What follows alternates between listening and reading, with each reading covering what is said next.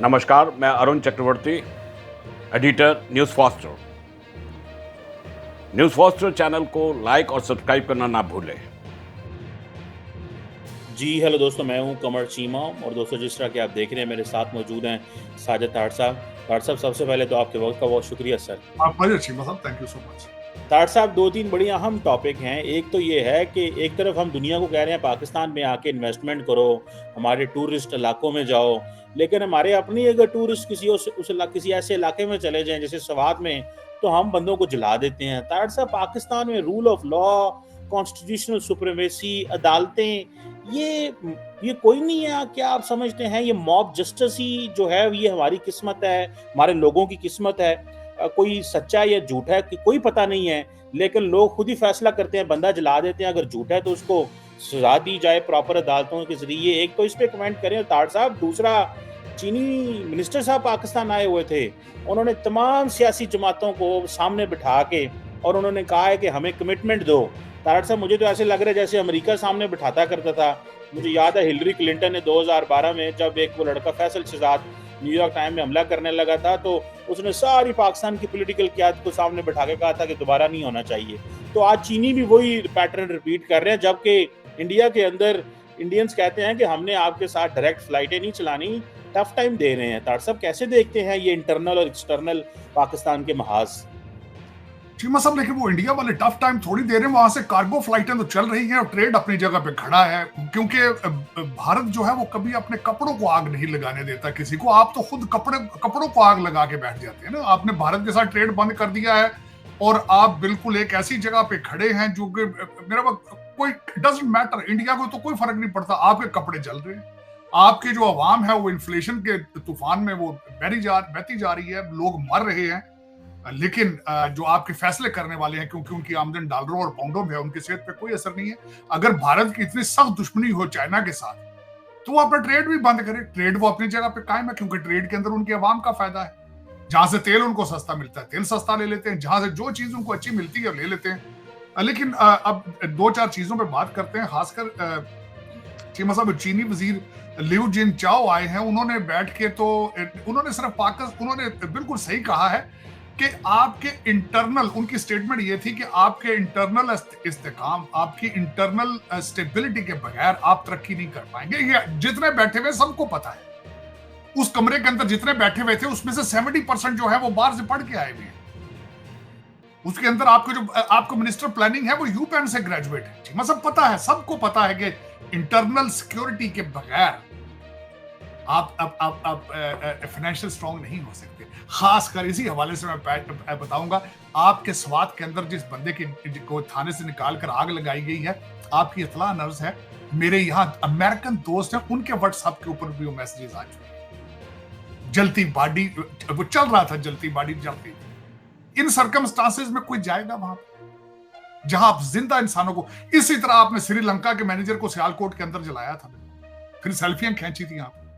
अब मैं उस वाकया का, खासकर आपके देखने वालों को, शायद हमारे देखने वालों को ना इसकी तफसील पता हो, मैं थोड़ा सा बताना चाहूंगा। सबसे पहले तो इस्लाम इन चीजों की इजाजत नहीं देता जी। मैं हमेशा ये बड़े वसूख के साथ कहता हूं, अगर आपका मजहब आपको वायलेंस सिखा रहा है, you need a new religion. आपको किसी नए मजहब की जरूरत है। मजहब नहीं सिखाता, इंसान अपनी मर्जी के मुताबिक उसको चेंज करते हैं। पाकिस्तान के अंदर ब्लास्फेमी लॉज मौजूद हैं, लेकिन अदालतें मौजूद नहीं, थाने मौजूद नहीं।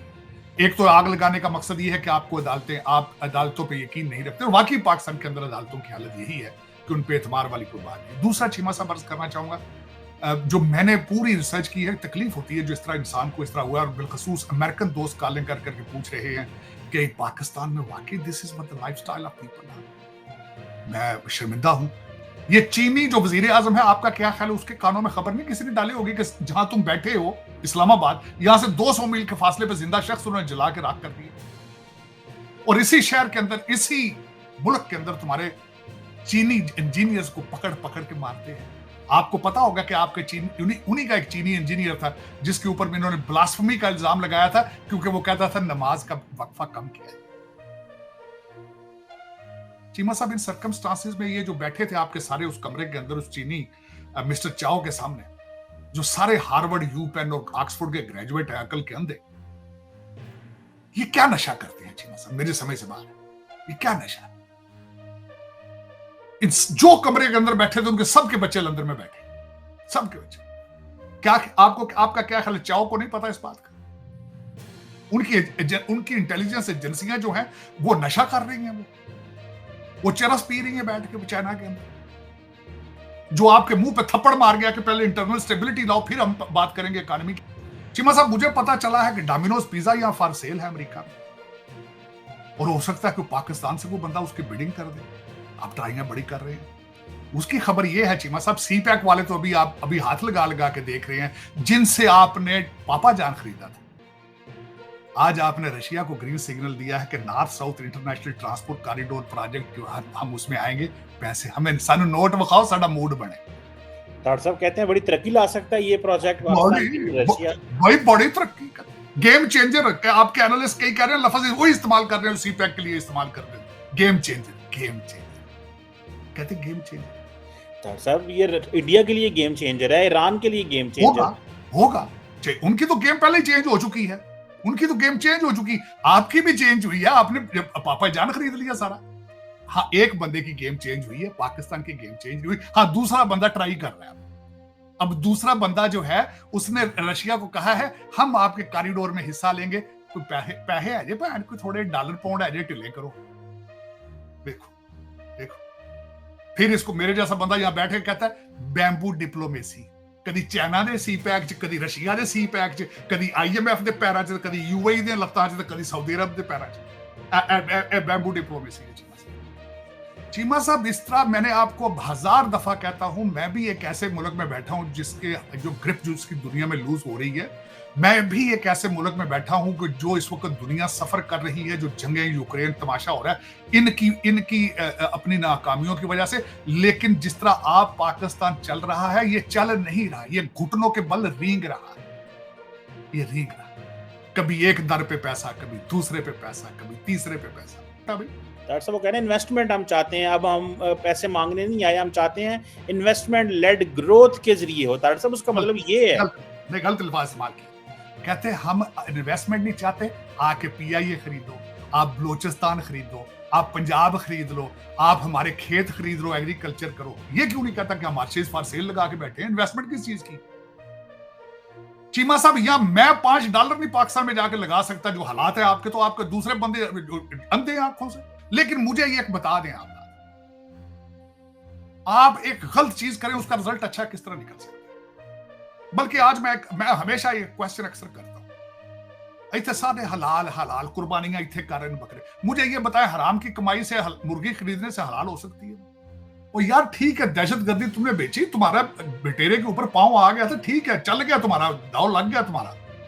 अब इस तरह बार बार दुनिया नहीं करेगी आप। लेकिन चीमा साहब देखें, अफसोस है जिस तरीके से इन्होंने जो स्वाद के अंदर किया है, उसका मैं समझता हूं कि वन इज अनइस्लामिक और गैर इंसानी। और आपकी इतला के लिए अर्ज है चीमा साहब, सारी दुनिया ने इसको ट्रांसलेट करके देखा है, सारी दुनिया।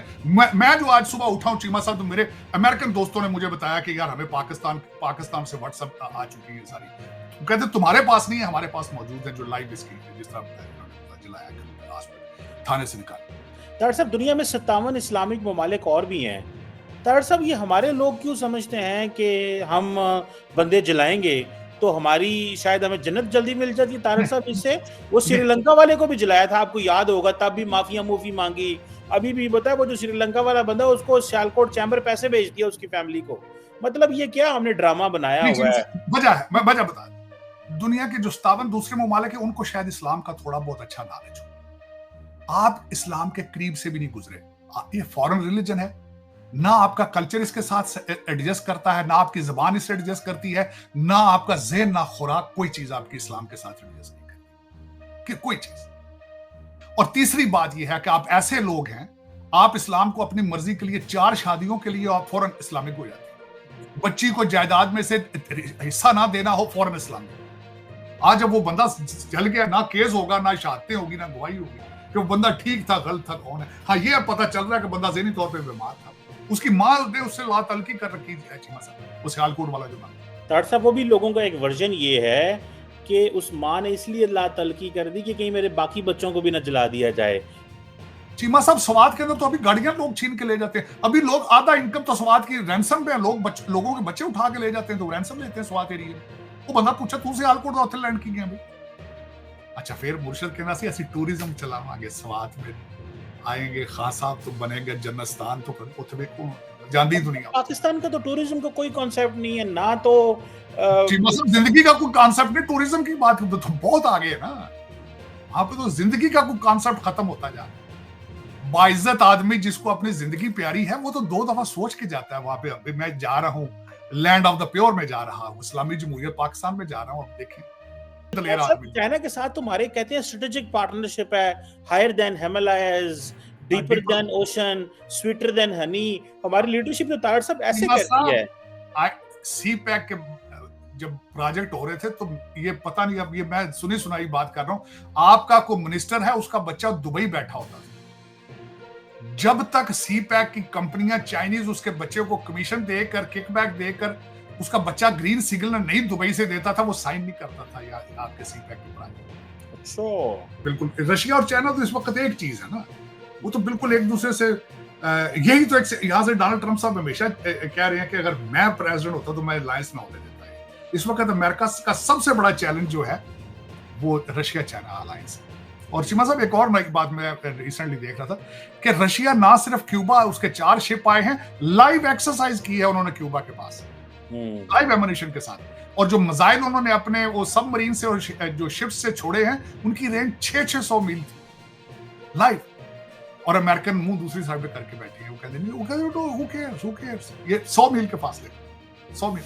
तो इस वक्त रशिया जो है वो दे आर स्ट्रांग। देखें इनकी सैंक्शंस जो थी वो भी उनके कोई असर नहीं हुआ। उनके पास इतना पैसा है जिसकी हद को नहीं, उन्होंने तेल से जो बनाया है।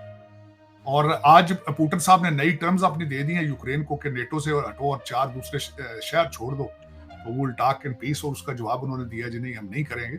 लेकिन ये कि वेस्टर्न सिविलाइजेशन खत्म, उसकी वजह ये भूखे, यूरोप तो वैसे भूखना मरदा है, उसकी हालत खराब है। और दूसरा आपकी इस्लामिक इन्वेजन हुई है, वो सर चढ़ गई उनके, और यहाँ भी हो रही है वहां भी हो रही है। अब इसके बाद अब चर्चों की जगह मस्जिदें बनेंगी, और वो भी इस तरह होगी कि आधी वाबियों की होंगी, आधी सुन्नियों की होंगी, सारा दिन अजान देंगे और एक दूसरे को काफिर कहेंगे, और यहाँ पे लोगों को जिंदा जलाएंगे जो पाकिस्तान में हो रहा है। मैंने आपको बताया था 2 किस्म के लोग इस वक्त पाकिस्तान में फंसे हैं, जो वीजे की एप्लीकेशन नहीं भर सकते, एक वो है, और दूसरा जो टांगों से माजूर, जो चल सकते हैं वो पैदल टर्की से होके ग्रीस पहुंच जाते हैं बेचारे। जो वीजे की एप्लीकेशन भर लेते हैं वो वैसे वीजे लेके भाग रहे हैं। ऐसा आप सोच नहीं सकते चीमा साहब, मैंने कभी सोचा भी नहीं ऐसे ममालिक में लोग भाग रहे हैं, जहां से लोकल लोग भाग रहे हैं वहां जा रहे हैं पाकिस्तान। कहते रशिया चले जाते थे, जहां मैं हैरान था जब रशिया, फिर जापान, और पता क्यों कोई ऐसा मुल्क नाम लें जहां आपका पाकिस्तानी नहीं। डॉक्टर साहब लेट्स सी क्या होता है। बस फिक्र ये है कि जो चाइनीज आ रहे हैं कोई इन्वेस्टमेंट लेके आए, चीज़ें बेहतर हों। अगले हमारी आबादी बढ़ती जा रही है, पॉपुलेशन ज़्यादा है, इंडिया में देखें ना वो तरक्की पे तरक्की कर रहे हैं और हम यहाँ पे सिर्फ बातें कर रहे हैं। क्योंकि हालात पाकिस्तान के खराब हैं तो बंदे सोच रहे हैं जल्दी जन्नत ही चले जाएं, उधर ज्यादा जो है ना वो आराम है, बजाय इसके कि पाकिस्तान जो है ना वो नहरें हैं, शहद की नहरें हैं, खवातीन वाफर हैं, उड़े हैं वहाँ बहुत ज्यादा हैं, तो सबको शौक है कि उधर पहुंचे जल्दी से जल्दी। बिल्कुल ऐसे ही। Anyhow, thank you very much Sahid साहब।